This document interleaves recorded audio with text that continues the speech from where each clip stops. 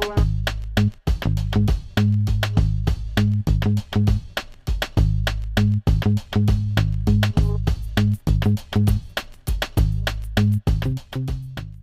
everybody, welcome back to the Managing with Mind and Heart podcast.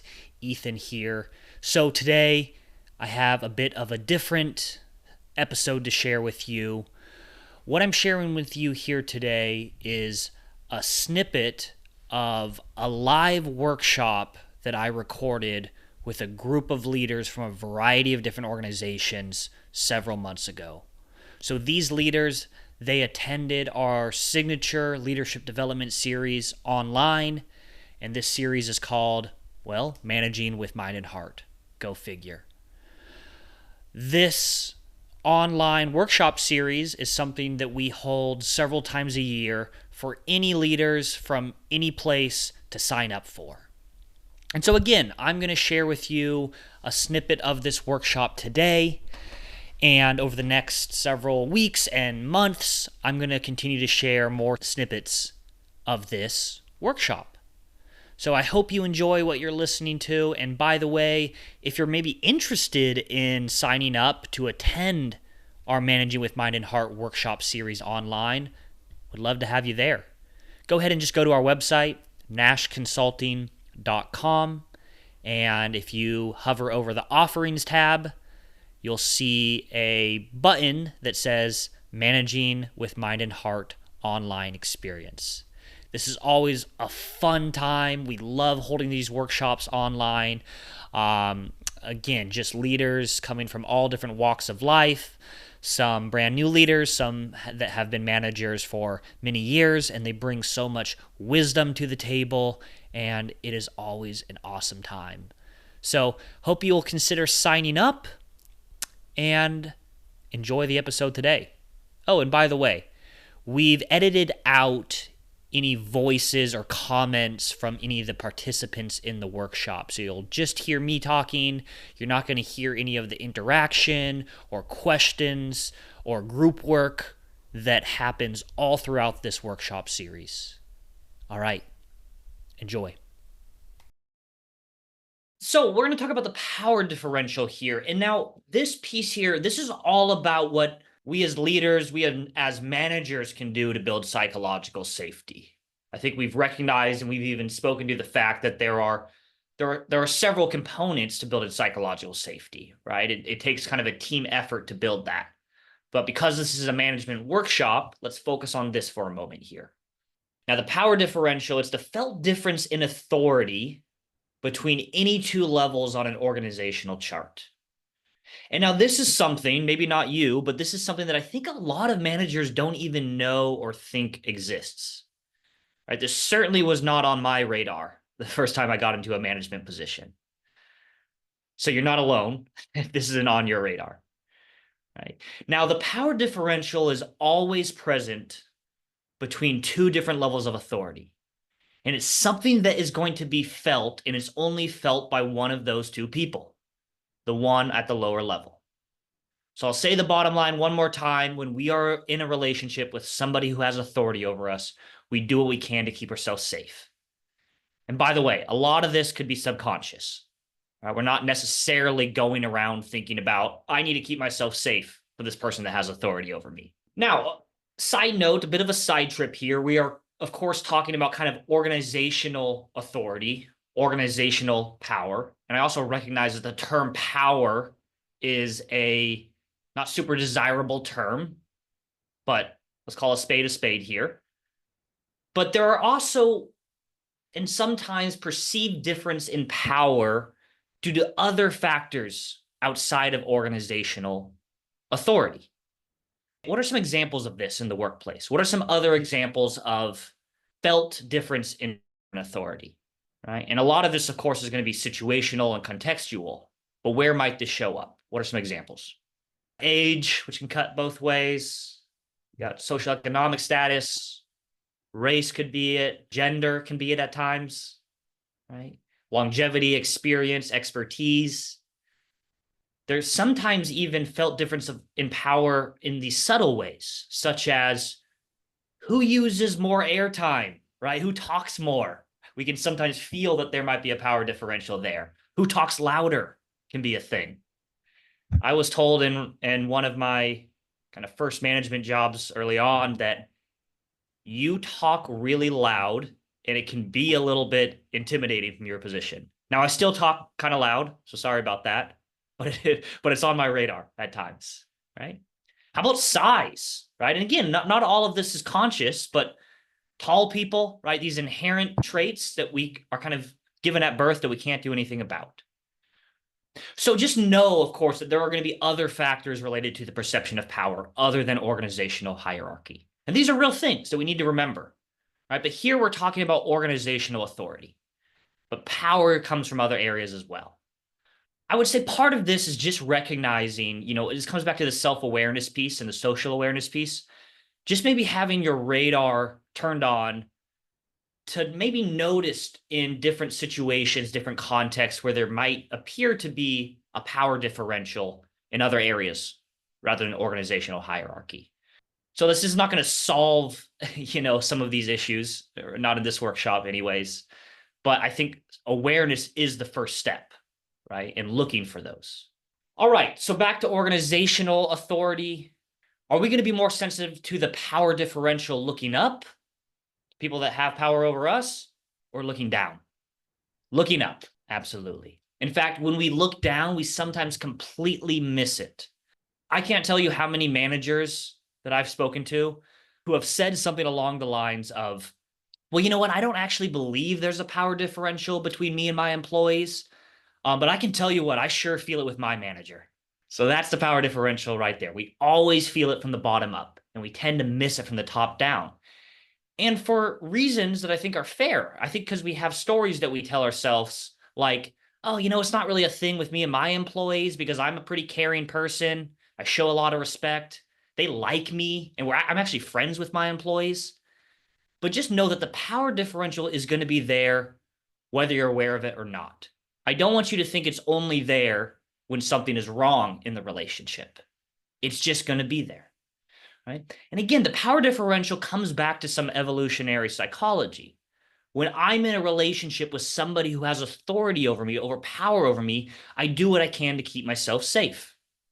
Right? That's partly how we survived as a species, by having a radar for people that have some power over my survival, in a sense. Right? And our brains haven't necessarily adapted to modern times, so we're still using it in these contexts. I'll tell you one quick story about this. So one of our team members at Nash Consulting, he was in a meeting with a CFO and all of her direct reports. Okay. And so our consultant in this meeting, asked the direct reports, hey, how comfortable do you feel kind of bringing feedback to your manager here and disagreeing with her or bringing up a mistake? And everybody went silent. Right? There was this long, awkward silence as nobody spoke up. And then eventually the manager jumped in and she's like, oh, they feel totally comfortable coming to me. Now that's the power differential right there. So our consultant on one of the breaks asked one of the employees about this interaction. And the employee says, yeah, didn't you notice how she spoke up for us there? And he was like, yeah, I did notice that. I also noticed how none of you spoke up when I asked the question. So in that case, which is often true, is that her people like her. So again, I don't want you to think the power differential is a thing only when something is bad. It just exists, period. And we have to pay attention to it.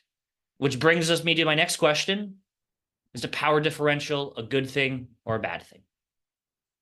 It's a thing. Let's just say that. And we often have to use it appropriately in a way that's not going to damage morale and relationship. So it's not a problem. It becomes a problem when we ignore the power differential. So the power differential has three pretty distinct ingredients here. The first ingredient is the actual authority, aka power, that you have over your employees. So this is an interesting conversation, I think. So let's have this conversation. A couple questions here.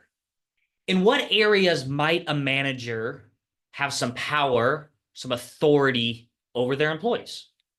Where you work, maybe, different sites or teams, who you get to work with, promotions and or someone getting fired. right? So I've had managers say, hey, well, that's not really me because I don't make those decisions. I don't pull those levers. I don't get to decide who gets promoted or who gets fired. And what I would ask them is, but do you influence the person that pulls that lever, right? That's still power. So approving timesheets, kind of work scope as well as work schedule, when I get to start work or end work is often power that we have. Our work scope. So how about tasks or assignments that people have? Performance reviews, performance appraisals, evaluations. Now think about how many hours you spend doing what another adult tells you to do. It's can we say at least uncomfortable in a sense? The whole relationship is a bit odd, if not unusual. So I'm sure we get this. We're wrapping our head around all these subtle areas that we actually have power. And I just want to remind you, whether you know it or not, the power is going to be felt. And it's no secret to the other person, cognitively or emotionally, that there's power there. People generally don't like other people having power over them. Which this just means, and let's be real about this means that there are naturally going to be limits to your employees' transparency, to their authenticity, to the content of what they say. And none of this is wrong or bad, but as managers, we need to understand that this dynamic is always in play. All right, so that was ingredient number 1 of the power differential. Ingredient number 2 is the employee's own past experience with authority, which is what we call transference. So their past experience with authority throughout their lives. Now think about it this way. Each one of your employees, and you, but each one of your employees has learned a story about authority. They've learned this story about authority and they put it on you. You have no control over this. You inherit their story. So again, please remember, this is mostly subconscious for people. It's nothing about you. It's all about them. They transpose their lens right onto you. So transference essentially is the unconscious transferring of emotions and belief from past experiences onto present circumstances. Now, where did we learn about authority initially? Which early relationships in our life did we create our story around authority? Parents, right? That's probably our initial story is our parents, the adults in our life, parental figures, teachers, coaches, older siblings could be a thing, depending on the family structure, right? Law enforcement, we could learn stories from that early on, right? How about maybe managers or bosses we had very early on?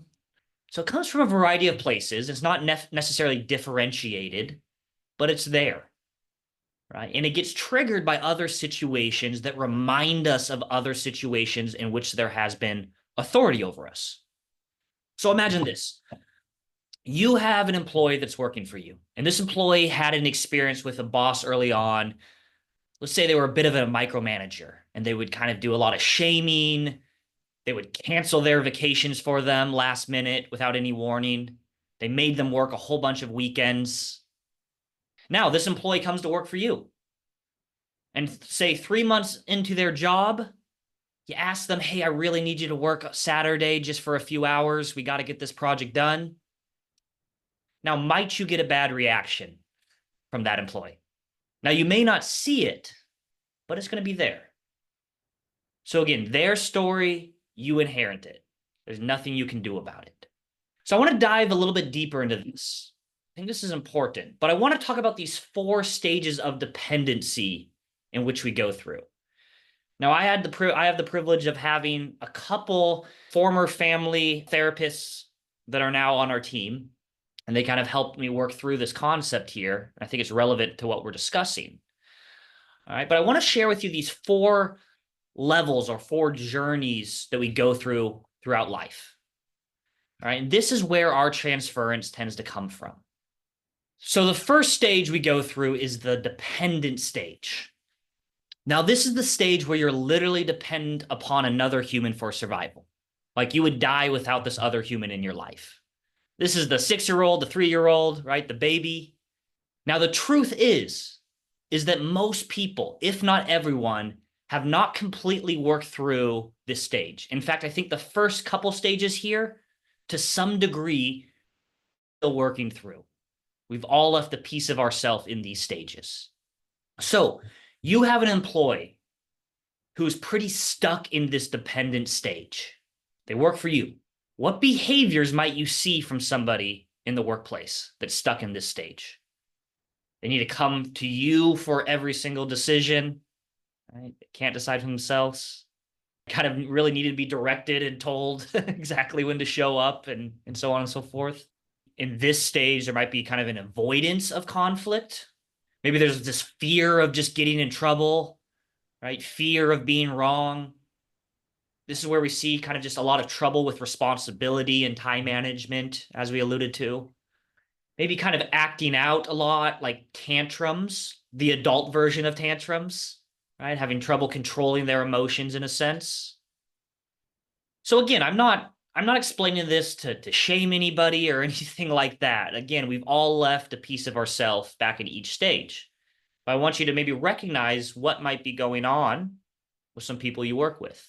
Now, the next stage here after dependence is counterdependence. All right? Anybody have a teenager in their house right now? Anybody ever had a teenager in their house? Anybody ever been a teenager? So this is the stage where kids need to start saying these three things to their adults. These three things are, I'm not as much like you as I used to be. I need to do my own thing. This can be healthy, by the way. Number two, you're not the boss of me as much as you used to be. Number three, I don't need you as much as I used to. Now, I hear this can be pretty painful as a parent, but we need people to be able to work through this stage in their teen years, right? Because what's the cost to a 14-year-old who's working through this counter-dependent stage? Maybe they get grounded, detention, they get their phone taken away, which is about the worst punishment you can give a teenager. So that's the cost to a 14-year-old. Now, what's the cost to an adult that's still working through this phase? It could lead to losing their job, ending up in jail, broken relationships along the way. So the cost of counterdependence gets higher the older we get. So we'd much rather people go through this at a younger stage. And again, I'm not vilifying people who are still going through this. But what might we see from an employee who's still working through the counterdependent stage? What type of behaviors? Can't take any sort of direction, kind of resist any sort of direction. Maybe the kind of like, I already know vibe, kind of deflecting that or blaming type of behaviors. Maybe the vibe of like, hey, you're not the boss of me. Well, last time I checked, I thought I was, right? So after we get through, as we're working through this stage, we get to this independent stage. Now, not everybody gets to this phase, but how do I know you're all in this stage right now, at least to some degree? Because you're here. You're not in your parents' basement, refusing to go to school or your summer job, playing video games. Maybe that's what you're doing after our workshop today, but at least not right now. Look, it doesn't mean that we're not all still working through these phases, but of course we're in independent stage. And when we get to independence, we also get to experience this cool fourth phase, which is interdependence. Now, interdependence is where I learn that I'm healthier, happy in relationship. We have more meaningful relationships when we do things together in harmony with each other. When I recognize that I need community in my life, I recognize that, hey, nobody does it alone. And in life, I think this is the goal, right? I want to be able to toggle between independence and interdependence, depending on the context. And in a perfect world, all of my employees, everybody in my life, I want them to be able to toggle between these two. And yet we've left a little bit of ourselves back in the first two stages. So I know this seems like a bit of a long tangent, but I just want you to know this about your employees. When they put a story on you, it's a story. And that story could be, this authority is bad, or this is what my boss thinks and feels. They're out to get me. They don't care about me, et cetera, et cetera. Right? And they're not doing it on purpose. It's a belief that they have, and we might not even know we have this belief, but we see it as reality. So again, This is another ingredient that makes up the power differential. It's your employee's story, their transference, and they transpose it onto you. And if we can understand this, I think we can start to show a bit more understanding towards others and recognize why they might be behaving that way, besides they're just out to get me. If we can wrap our heads around this and remember this, perhaps we cannot take their story as personally, right? Give ourselves some more compassion and empathy here. So the third ingredient of the power differential, folks, is your behaviors. Now, this is the only aspect of the power differential that you can control. Their transference and stories they have about authority is their story. You can't control that. The actual authority and power you have over them is real, and you can't control that either. But we can control our behaviors. So we can think about our behaviors on a continuum. Now, both ends of this continuum are negative in a sense. We want to avoid both ends of these. At one end of this continuum is a manager, is a person who exaggerates the power differential. Right? Now, the more you overemphasize the power you have, the authority you have over other people, the more scary and unapproachable you're going to become. And really, the less effective you're going to be as a manager.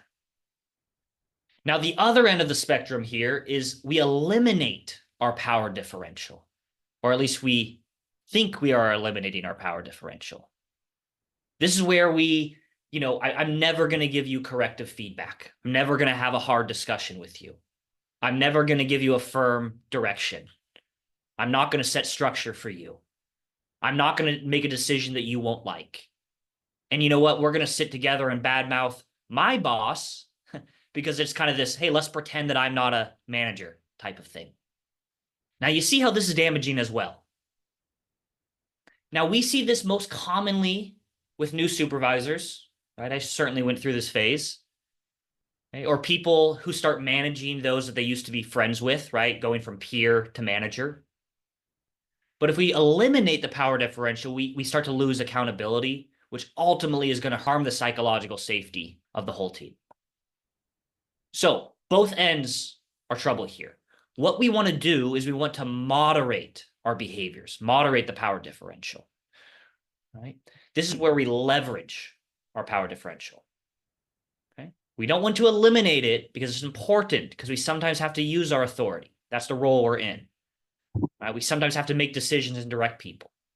And we don't want to exaggerate it because it's going to cause relational damage.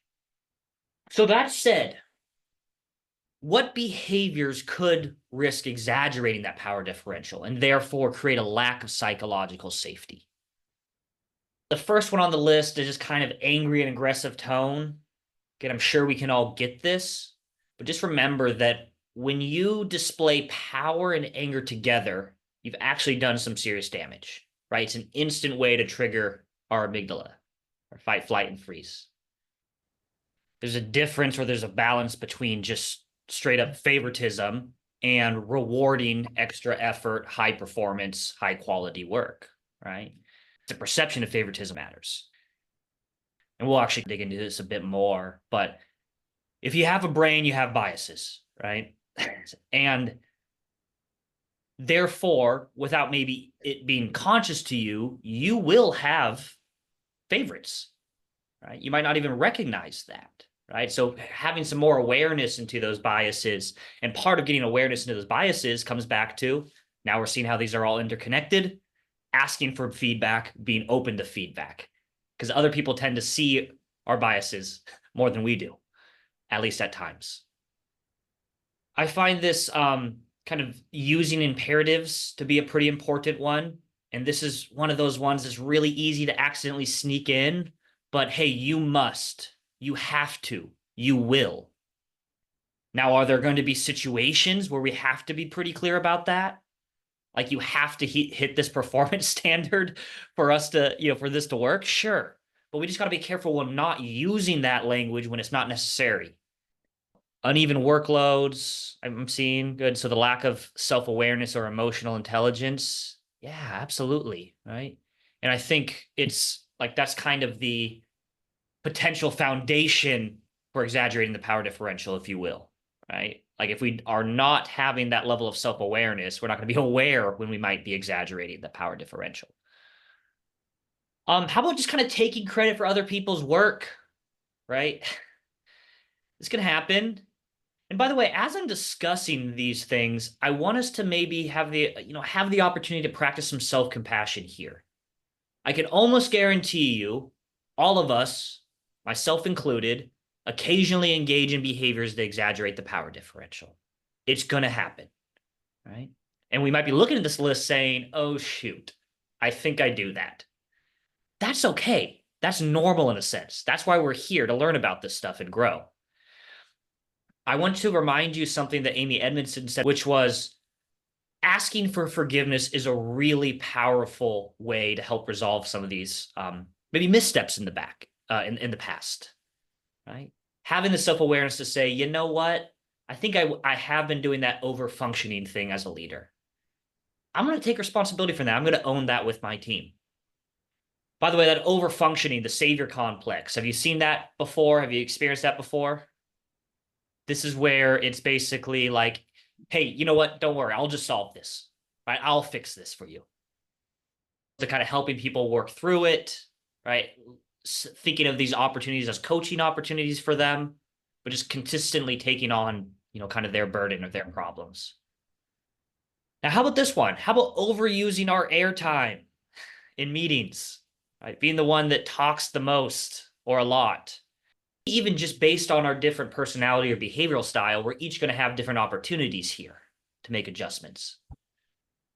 Here's one of my, I guess I'll say it, one of my pet peeves that I see is kind of the announcing your power differential. This might be the most kind of explicit form of exaggerating your power differential.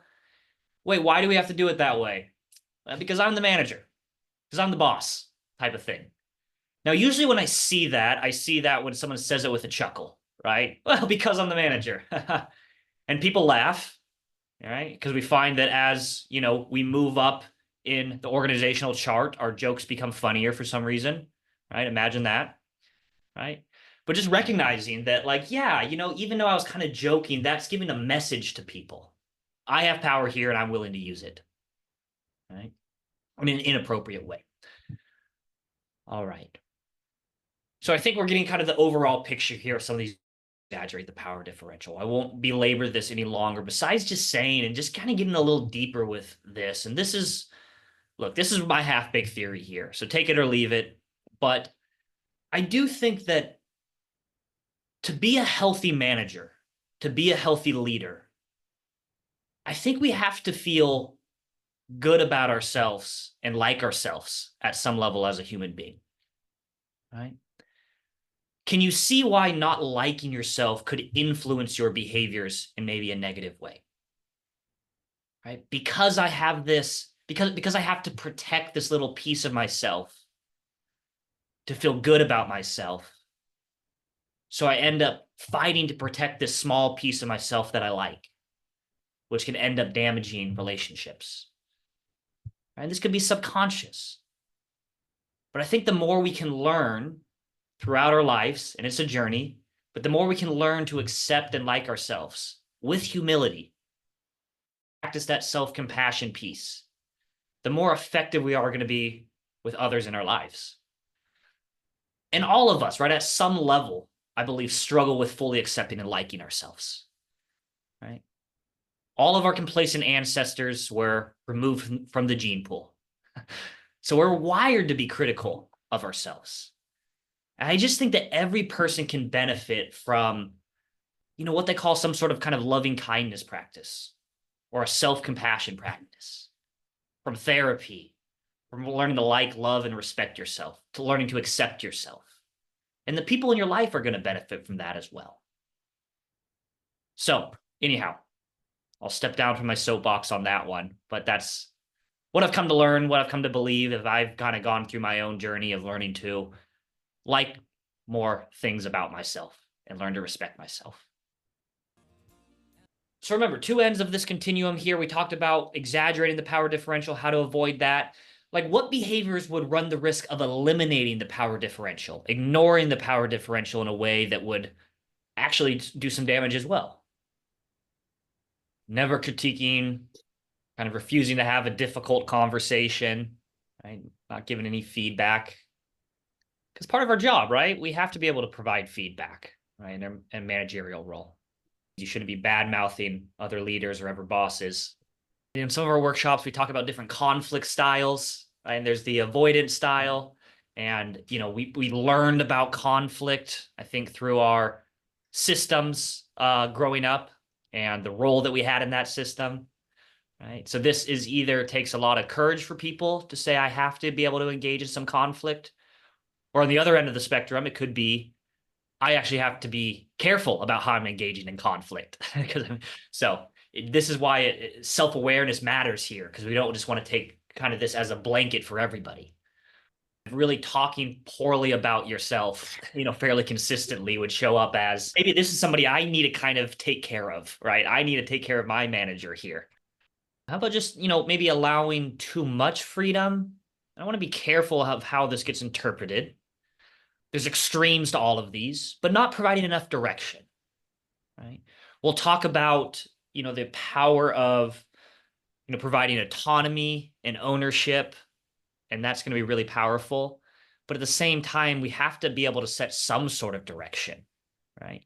And depending on your team, their experience with your team, their skill level, that direction is going to look differently. We have to customize our management approach to the individual.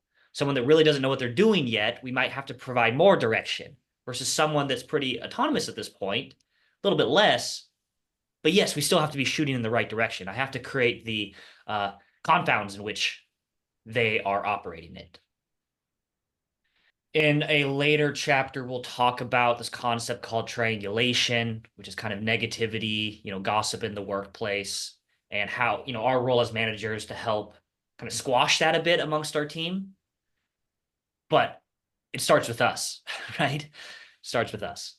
Not making decisions, or making all decisions through consensus. Now, consensus is a really cool tool and a really powerful tool when we know how to use it correctly. And we'll talk about that when we go through the 6 different decision-making styles. But the punchline with the 6 different decision-making styles is that you want to be flexible with all 6 styles. You want to use a balance of them. What I tend to find is that when we are always hedging towards consensus, people get frustrated because it really slows down decision-making. And we're like, can somebody just decide on this one? But I think part of this is out of self-protection in a sense, because I don't want to make people unhappy. Yet that's sometimes the reality of having to make this. Can't please everybody. All right, how about inappropriately mixing friendship with work? This is certainly something that could risk eliminating or ignoring the power differential. And I actually want to take a little bit of a side trip on this one, because this one's a bit more nuanced. So, inappropriately mixing friendship with work. So, some principles for being friends with employees. Now, one philosophy out there, by the way, this is philosophy from people much smarter than me that has jobs at institutions like Harvard and Yale and those type of places. So, I'm not disagreeing with this philosophy, I guess, but the philosophy is you cannot be friends with your employees. It doesn't mean you don't like hang out and do stuff in the workplace together, but like you shouldn't have a personal relationship with your employees. For me, I don't really, I guess, think that works for a lot of people and for many reasons. So, for example, what if we were friends before I became a manager? Am I just supposed to stop being friends with you? Is it like, hey, thanks for coming for my wedding, but we can't be friends anymore? I just don't think that really is realistic. Because here's the reality. We're going to end up becoming friends with whoever we become friends with. Now, unless you're able to walk a really fine line with this, you may not want to be friends with your employees. Like you might not want to hang out together on the weekends and stuff. So you have to be really careful if you're going to wear both hats, the manager hat and their friend hat. Some suggestions here for being friends with your employees if you choose to go this route. First and foremost, like we just have to have an honest conversation with them and set some of those boundaries. Okay. Don't just ignore it. Like you have to talk about this as a thing. At one level, you're friends. At another level, you're their manager. And so there still is going to be a power differential showing up. So have a conversation. And part of this conversation could be setting some boundaries around, hey, you can't show any sort of favoritism. And remembering that time is a commodity. You can't have your friend using your open door policy for 4 hours a day. Right? There can be no appearance of favoritism. So set some expectation of what it means to be their friend and their manager, right? The friendship really should not show up at work. And what I mean by that is like, you can't talk about things that were happening outside of work with each other. There really shouldn't be any appearance of friendship outside of work. Not that it needs to be hidden that you all are friends, but don't kind of put it in everybody else's face. I mean, like, don't talk about the game that you saw over the weekend or the movie you saw together.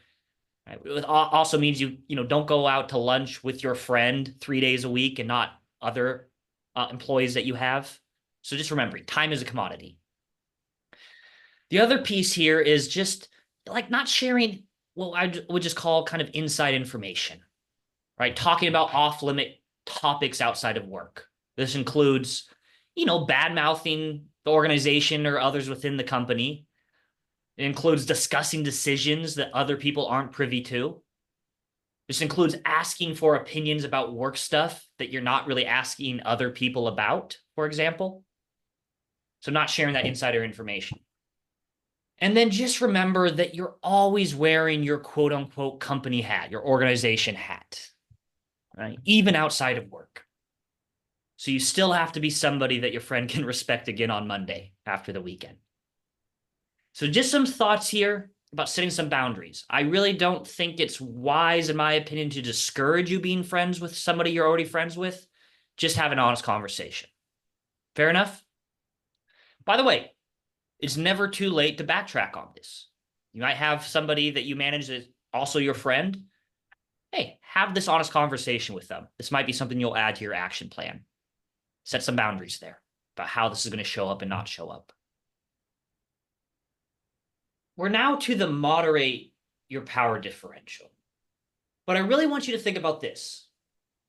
Imagine you are training some new managers. That's the job you were given. And you're going to train them on, hey, this is how you want to handle your power differential. Here's how you want to moderate it and leverage it. What are behaviors in which you would engage in? That a manager should practice that would moderate the power differential, not eliminate it, but moderate it to contribute to psychological safety. This is where it all comes together, the psychological safety piece. I mean, again, this is all about what we can do as managers to help develop psychological safety, right? Again, this is the only part of psychological safety or the power differential in which we can control. The story, the transference, out of our control. The actual power we have is the power we have. It's going to be there. It's going to be felt. So what do we do behaviorally? How can we start building these psychologically safe environments? Being aware of your general demeanor, tone, body language, how that might be showing up. This is kind of the baseline right here. Right? Recognizing that you have a power differential means that your tone and body language have to kind of be able to give a welcoming vibe and even a calm vibe, especially when there are mistakes, things like that. And we're talking about those things. We also talked about that humility piece, acknowledging your own fallibility. Right? Make disagreeing and raising concerns part of the process, not the exception. Now let's break this one down a little bit. How can we do that? How can we operationalize something like this? Make disagreeing and raising concerns part of the process. Like, think about your work worlds. Where would that show up? How would you deliver on that? Listening with care and respect so people feel truly heard, right? I'm talking about all those best practice listening skills we've already practiced. Asking for input on your decisions. Be appreciative. Thank you. Acknowledge the good stuff. Delegating. Empowering others, right? Giving autonomy and trust. And part of this requires risk. And we got to acknowledge that. It can sometimes feel risky to give other people some trust and autonomy, either because we don't know how they're going to handle it, or maybe there's been times in the past that type of autonomy and trust hasn't totally worked out. But remember, we got to be willing to see mistakes happen. We got to be willing to, quote unquote, fail for us to build the environment that we want to build. So be able to take calculated risks here. Hey, if this doesn't totally go well, even if I extend this trust, is it going to be catastrophic?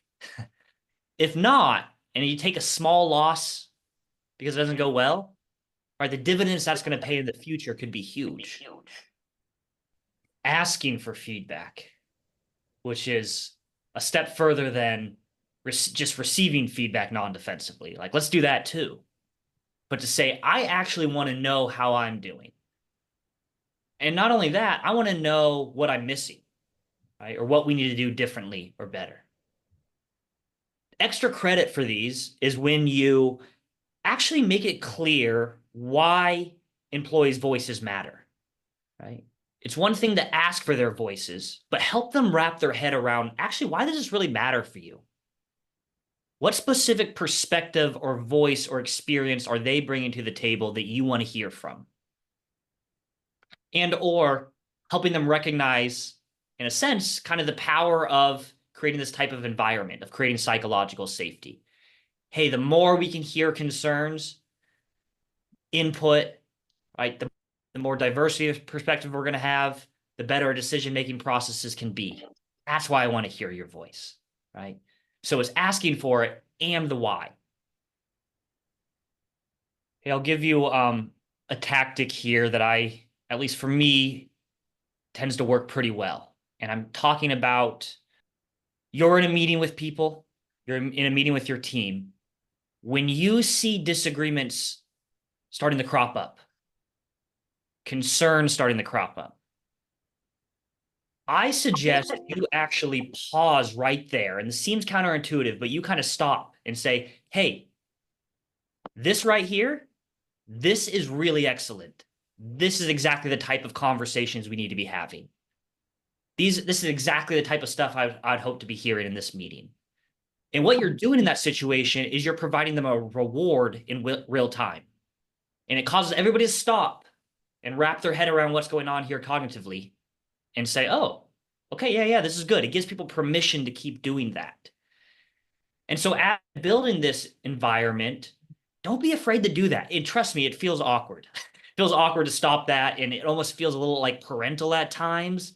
But I just feel that it goes a long, long ways because people repeat behaviors they're rewarded for. So reward them in that moment. A subtle reward. This is really good. This is what we need to be doing. The leader leads the way, right?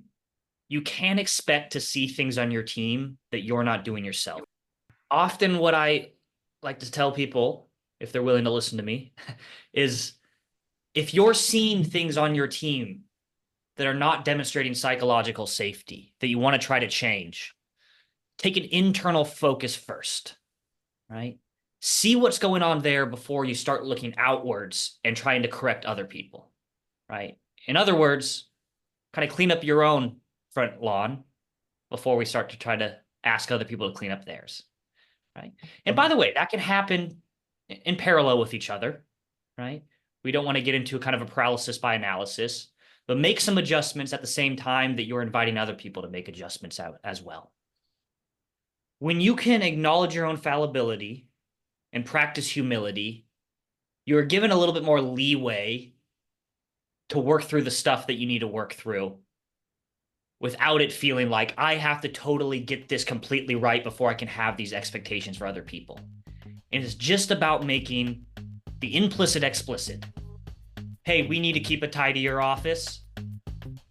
This is not my strength. I realize I'm struggling with this, right? I'm going to be working on this. I want you to hold me accountable for this. And at the same time, let's all try to do this together, right? It's when you can acknowledge first your humility, you have some more rope to help other people out. All right, everybody. Well, hey, thanks for tuning in to this episode of the Managing with Mind and Heart podcast and listening to a little piece of our live recording of the Managing with Mind and Heart workshop. By the way, if you've ever wondered what some of our live virtual workshops are like, I hope you got a little bit of an idea for it here. Again, I encourage you to consider joining the thousands of other leaders that have participated in this workshop. And to do so, just go to our website, nashconsulting.com, and register for our next live series. All right, peace.